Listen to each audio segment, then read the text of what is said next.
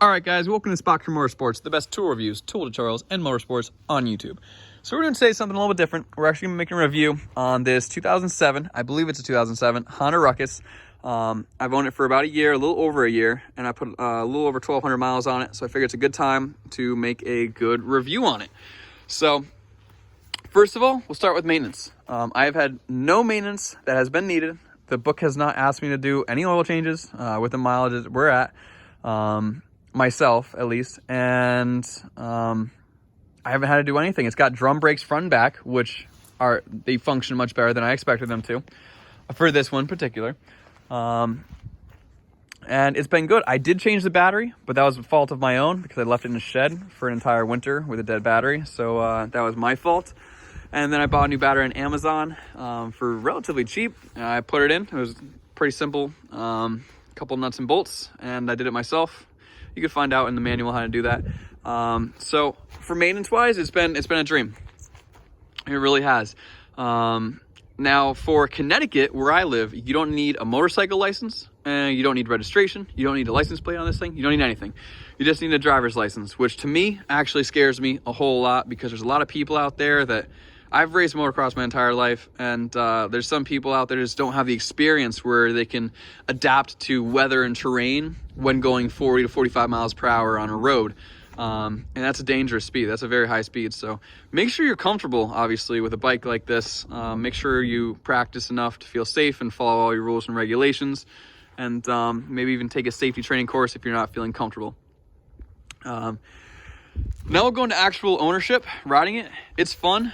Person that owned it before me put this little tachometer to show basically the RPMs. I want to say I think it runs around 8,500 RPMs when it's wide open throttle.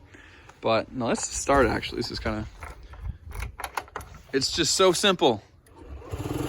I press the start button and it started. It's great.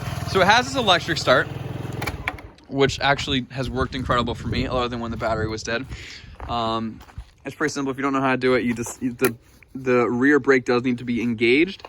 And then there's also this kickstart right here, which has been incredibly convenient when the battery was low. Now, I will say, you could kick this thing for hours. I did. Actually, I didn't, but you could kick it over a dozen times with a dead battery, and it's still, I think there's an electric fuel pump in here. Comment below if you know.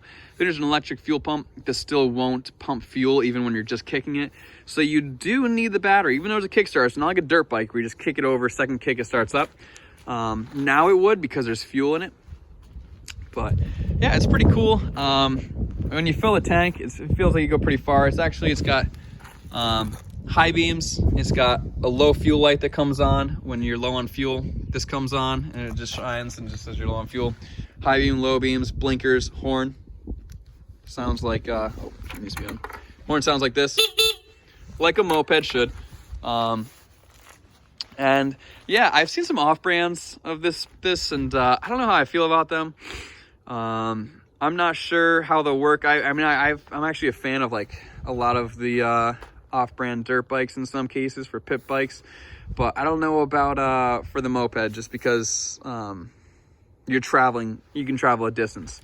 So yeah, for off-highway use, it's been incredible. I would actually, other than that, you can't have any passengers. It's a one-person machine.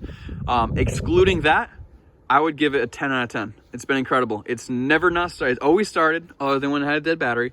Never had a problem with anything. Never had to replace the brakes. They've always been firm. Obviously, replace them if they feel weak. Bring it to the shop and get it maintenance done. But with the stock exhaust on it, it's quiet. It runs pretty quiet, and it's nice. The past owner had a aftermarket exhaust off eBay or something. I wasn't a fan of that. I don't want to be loud and annoy people with it. But yeah, it's a cool scooter. It's scooter, moped. I'm not sure if those terms are universal, but it's pretty cool. It's got more off-road tires. It's completely blacked out, other than the lights, and it's just one of the cooler mopeds that I've ever seen. It almost looks like an off-road moped. You can find a documentary actually on YouTube of like guys taking this like I think it's like a 500-mile off-road through the desert on Honda Ruckuses, where they bring like a spare tire and a tent and sleeping bags and stuff. So that's pretty cool. But comment below if you own one. Comment below if you have a the off-brand one, and let me know what you think. Let's get something trending down there, a little comment section, and people giving each other advice. And yeah, so again, like, subscribe, and let me know what you think. I hope this video helped, and I hope it gives you a little bit of opinion. For a one-seater moped, couldn't have more fun. I've actually had more fun with this than I've had with racing dirt bikes, just because I can ride it. I can ride where I live in Connecticut. I can ride down to the beach, park it. I can ride it to a state park where cars are legally allowed to ride. You can drive that only. But some dirt roads that lead to lakes and things like that are legal. It's really fun, and it's been great. So again, if you don't feel safe riding it, please get some instruction, get some help before riding on a road, because I do fear that a little bit with the no motorcycle license needed. You don't need to prove anything to the state. You kind of just anyone could jump on this and have a really bad accident. So please be careful, be smart, wear a helmet, wear some goggles, and you will have a fun time. So, all right, have a good one. Bye-bye.